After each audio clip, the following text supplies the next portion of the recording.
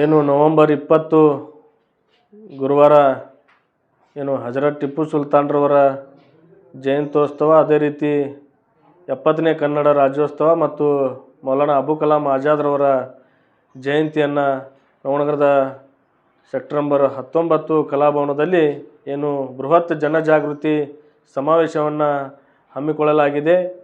ಅದೇ ರೀತಿ ಈ ಒಂದು ಜನಜಾಗೃತಿ ಸಮಾವೇಶಕ್ಕೆ ಕರ್ನಾಟಕ ಸರ್ಕಾರದ ಸಚಿವರುಗಳಾದಂತಹ ಸನ್ಮಾನ್ಯ ಶ್ರೀ ಸಂತೋಷ್ ಲಾಡ್ ಅವರು ಹಾಗೂ ಸತೀಶ್ ಜಾರಕಿಹೊಳಿ ಅವರು, ಅದೇ ರೀತಿ ಕರ್ನಾಟಕ ವಿಧಾನಸಭೆಯ ಸಭಾಧ್ಯಕ್ಷರಾದಂಥ ಯುವ ನಾಯಕರಾದಂಥ UT ಖಾದರ್ ಅವರು ಕೂಡ ಈ ಒಂದು ಸಮಾವೇಶಕ್ಕೆ ಆಗಮಿಸಲಿದ್ದಾರೆ.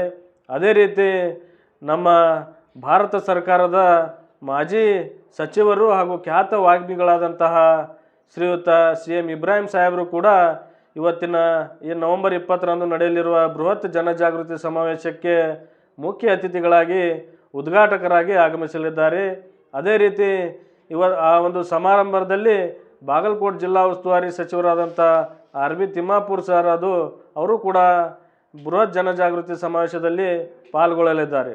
ಅದೇ ರೀತಿ ಬಾಗಲಕೋಟೆ ಜಿಲ್ಲೆಯ ವಿವಿಧ ಕ್ಷೇತ್ರದ ಶಾಸಕರುಗಳಾದಂಥ ಸನ್ಮಾನ್ಯ ಶ್ರೀ JT ಪಾಟೀಲ್ ಅವರು, ಅದೇ ರೀತಿ ವಿಜಯಾನಂದ್ ಕಾಶ್ಯಪ್ನವರವರು ಕೂಡ ಈ ಒಂದು ಕಾರ್ಯಕ್ರಮದಲ್ಲಿ ಭಾಗವಹಿಸಲಿದ್ದಾರೆ.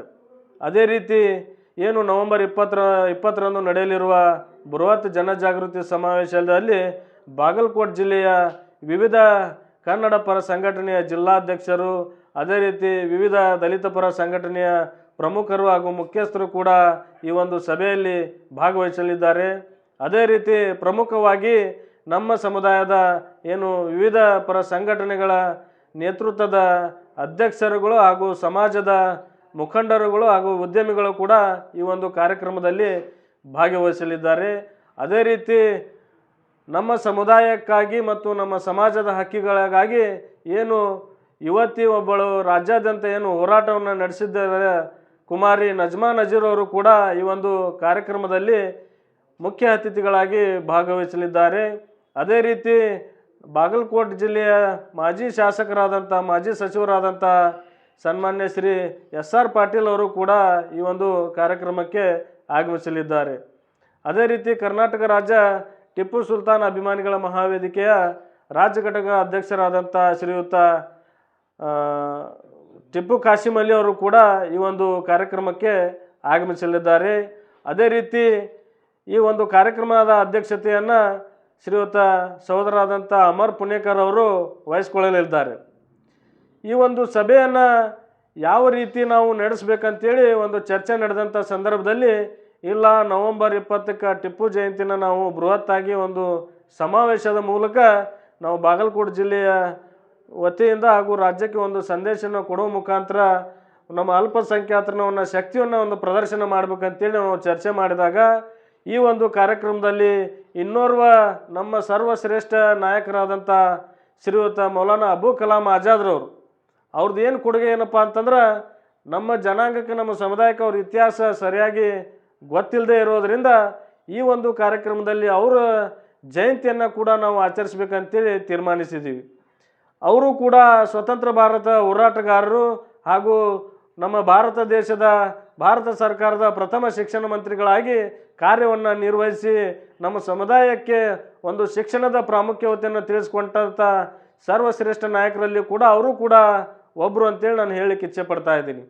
ಅದೇ ರೀತಿ ನಾವು ಈ ಕರ್ನಾಟಕದ ಮಾತೃಭಾಷೆಯಾದಂಥ ಏನು ಕನ್ನಡ ಇದೆ, ಆ ಕನ್ನಡ ಭಾಷೆಗಾಗಿ ಇವತ್ತು ಹಜರತ್ ಟಿಪ್ಪು ಸುಲ್ತಾನ್ರವರು ತಮ್ಮ ಆಳ್ವಿಕೆಯಲ್ಲಿ ಕೂಡ ಒಂದು ಕನ್ನಡ ಭಾಷೆಯನ್ನು ಕಡ್ಡಾಯಗೊಳಿಸಿ ಅವರ ಆಡಳಿತದಲ್ಲಿ ಕೂಡ ಕನ್ನಡ ಕಡ್ಡಾಯ ಕೂಡ ಇರುವಂಥದ್ದು ವಿಶೇಷವಾಗಿತ್ತು. ಅವರು ಕೂಡ ಹಿಂದೂ ಮುಸ್ಲಿಂ ಭಾವೈಕ್ಯತೆಯ ಸಂದೇಶದ ರೂವಾರಿಗಳು ಹಾಗೂ ಕನ್ನಡ ಪ್ರೇಮಿಯಾಗಿರ್ತಕ್ಕಂತಹ ಒಬ್ಬ ಹಜರತ್ ಟಿಪ್ಪು ಸುಲ್ತಾನ್ರವರು ಒಂದು ಸಮುದಾಯಕ್ಕೆ ಅವ್ರನ್ನ ಸೀಮಿತಗೊಳಿಸಿದ್ದು ಬಹಳ ದುರದೃಷ್ಟಕರ ಸಂಗತಿ. ಅದೇ ರೀತಿ ಏನು ಹಿಂದಿನ 2013-18ರಲ್ಲಿ ಏನು ಸರ್ಕಾರ ಇತ್ತು, ಆ ಸರ್ಕಾರ ಇದ್ದಂಥ ಸಂದರ್ಭದಲ್ಲಿ ಟಿಪ್ಪು ಜಯಂತಿಯನ್ನು ಸರ್ಕಾರಿ ರಜೆಯನ್ನಾಗಿ ಘೋಷಣೆ ಮಾಡಿ 2-3 ವರ್ಷಗಳ ಕಾಲ ಅವ್ರನ್ನ ಜಯಂತಿಯನ್ನು ಬಹಳ ವಿಜೃಂಭಣೆಯಾಗಿ ನಡೆಸಿ ಹಿಂದೆ ಮತ್ತೆ ಬಂದಂಥ ಸರ್ಕಾರ ಆ ಜಯಂತಿಯನ್ನು ಕೈ ಬಿಡ್ತು. ಇವತ್ತು ಏನು ಪ್ರಥಮವಾಗಿ ರಾಜ್ಯದಲ್ಲಿ ಟಿಪ್ಪು ಜಯಂತಿಯನ್ನು ಇದು ಕರ್ನಾಟಕ ಸರ್ಕಾರದಿಂದ ರಜೆಯನ್ನು ಏನು ಘೋಷಣೆ ಮಾಡಿತ್ತು, ಅವ್ರದೇ ನೇತೃತ್ವದ ಇವತ್ತಿನ ಸರ್ಕಾರ ಇವತ್ತು ಟಿಪ್ಪು ಜಯಂತಿಯ ಬಗ್ಗೆ ಆಗಿರ್ಬೋದು, ಇವತ್ತು ಅಲ್ಪಸಂಖ್ಯಾತರ ಸಮುದಾಯದವ್ರ ಬಗ್ಗೆ ಆಗಿರ್ಬೋದು, ಯಾವುದೇ ರೀತಿಯಿಂದ ಒಂದು ಚರ್ಚೆಯನ್ನು ಮಾಡದೆ ಕೂಡ ಕಾಲಹರಣ ಮಾಡ್ತಿರೋದು ನಮ್ಮ ಸಮುದಾಯಕ್ಕೆ ಬಹಳ ನೋವುಂಟು ಮಾಡಿದ್ದು ಬಹಳ ವಿಷಾದನೀಯ ಸಂಗತಿ. ಹಾಗಾಗಿ ನಾವು ಈಗ ಜಿಲ್ಲೆ ಕರ್ನಾಟಕ ರಾಜ್ಯ ಟಿಪ್ಪು ಸುಲ್ತಾನ್ ಅಭಿಮಾನಿಗಳ ಮಹಾವೇದಿಕೆಯ ಸಂಘಟನೆ ವತಿಯಿಂದ ನಾವು ನಮ್ಮ ಸಮುದಾಯದ ಯುವಕರಲ್ಲಿ ಏನು ಜಾಗೃತಿ ಮೂಡಿಸೋದಿದೆ, ಆ ಜಾಗೃತಿ ಮೂಡಿಸುವ ಉದ್ದೇಶದಿಂದ ಪ್ರಪ್ರಥಮವಾಗಿ ಬಾಗಲಕೋಟೆ ಜಿಲ್ಲಾ ಕೇಂದ್ರ ಪ್ರದೇಶದಿಂದ ಬೃಹತ್ ಜನಜಾಗೃತಿ ಸಮಾವೇಶವನ್ನು ಹಮ್ಮಿಕೊಳ್ಳುವ ಮುಖಾಂತರ ಇಡೀ ಸಮುದಾಯಕ್ಕೆ ನಾವು ಒಂದು ಏನು ಸಂದೇಶವನ್ನು ನೀಡಲಿಕ್ಕೆ ಹೊರಡ್ತಾ ಇದ್ದೀವಿ. ಹಾಗಾಗಿ ಎಲ್ಲ ಸಮುದಾಯದ ನಾಯಕರು ಹಾಗೂ ಸಮಾಜದ ಹಿರಿಯರು ಹಾಗೂ ಯುವಕರಲ್ಲಿ ನಮ್ಮದು ಒಂದು ವಿನಂತಿ ಏನಪ್ಪ ಅಂತಂದ್ರೆ, ಇವತ್ತು ಬಹಳ ನಾವು ವಿಶಿಷ್ಟವಾದಂಥ ಒಂದು ಸಂಘಟನೆಯನ್ನು ಕಟ್ತಾ ಇದ್ದೀವಿ. ಯಾಕಪ್ಪ ಅಂತಂದ್ರೆ ಇದು ಪ್ರಜಾಪ್ರಭುತ್ವ ವ್ಯವಸ್ಥೆ ಇರೋದ್ರಿಂದ ನಮಗೆ ಬಾಬಾ ಸಾಹೇಬ್ ಅಂಬೇಡ್ಕರ್ ಅವರು ನಮ್ಮ ಸಂವಿಧಾನ ಮೂಲಕ ನಮ್ಮ ಹಕ್ಕುಗಳನ್ನು ನಮಗೆ ನೀಡಿರೋದ್ರಿಂದ ನಮ್ಮ ಹಕ್ಕುಗಳ ಬಗ್ಗೆ, ನಮ್ಮ ಹಕ್ಕುಗಳಿಗಾಗಿ, ನಮ್ಮ ಸ್ವಾತಂತ್ರ್ಯಕ್ಕೋಸ್ಕರ ಆಗಿ ನಮ್ಮ ಹಕ್ಕುಗಳ ಬಾಧ್ಯತೆ ತರುವಂಥ ಈ ಸರ್ಕಾರ ವಿರುದ್ಧ ಆಗಿರ್ಬೋದು, ಕೇಂದ್ರ ಸರ್ಕಾರವಾಗಿರ್ಬೋದು, ಇಲ್ಲ ರಾಜ್ಯ ಸರ್ಕಾರ ಆಗಿರ್ಬೋದು, ಅವರ ವಿರುದ್ಧ ಪ್ರತಿಭಟನೆ ಮಾಡುವಂಥ ಸಂದರ್ಭ ಬಂದಲ್ಲಿ ಕೂಡ ನಾವು ಯಾವುದೇ ರೀತಿಯಿಂದ ಹಿಂದೆ ಸರಿಬಾರ್ದು. ಹಾಗಾಗಿ ನಾವು ಆ ಉದ್ದೇಶವನ್ನು ಇಟ್ಕೊಂಡು ಇವತ್ತು ಸಂಘಟನೆಯನ್ನು ಭಾಳ ಬಲಿಷ್ಠವಾಗಿ ಜಿಲ್ಲೆಯಾದ್ಯಂತ ನಾವು ಕಟ್ತಾ ಇದ್ದೀವಿ. ಅದೇ ರೀತಿ ಇವತ್ತು ವಿಶೇಷ ಏನಪ್ಪ ಅಂತಂದ್ರೆ, ನಾವು ಟಿಪ್ಪು ಜಯಂತಿ ದಿನ ಕನ್ನಡ ರಾಜ್ಯೋತ್ಸವನ ಮಾಡ್ತಾಯಿದ್ದೀವಿ. ಯಾವ ರೀತಿ ಮಾಡ್ಬೇಕಂತೇಳಿ ಕೆಲವು ಇನ್ನೂ ರೂಪುರೇಷೆಗಳು ಇರೋದ್ರಿಂದ 70ನೇ ಕನ್ನಡ ರಾಜ್ಯೋತ್ಸವ ಕೂಡ ನಾವು ಈ ಒಂದು ಜನಜಾಗೃತಿ ಸಮಾವೇಶದಲ್ಲಿ ಏನು ಕನ್ನಡ ಬಗ್ಗೆ ಏನು ಭಾಳ ಸಾಕಷ್ಟು ವಿಚಾರಗಳನ್ನು ತಮ್ಮ ಆಡಳಿತದಲ್ಲಿ ಸೇವೆಯನ್ನು ಸಲ್ಲಿಸಿದಂಥ ಏಕೈಕ ಯಾರಾದರೂ ಒಬ್ಬ ದೊರೆ ಇದ್ರಪ್ಪ ಅಂದ್ರೆ ಅದು ಹಜರತ್ ಮೌಲಾನಾ ಟಿಪ್ಪು ಸುಲ್ತಾನ್ರವರು. ಅದೇ ರೀತಿ ಇವತ್ತು ಒಂದು ರಾಕೆಟ್ ಕಂಡು ಹಿಡಿದ್ರಂಥ ಏಕೈಕ ವ್ಯಕ್ತಿ ಯಾರಾದ್ರಪ್ಪ ಅಂದ್ರೆ ಅದು ಹಜರತ್ ಟಿಪ್ಪು ಸುಲ್ತಾನ್ರವರು.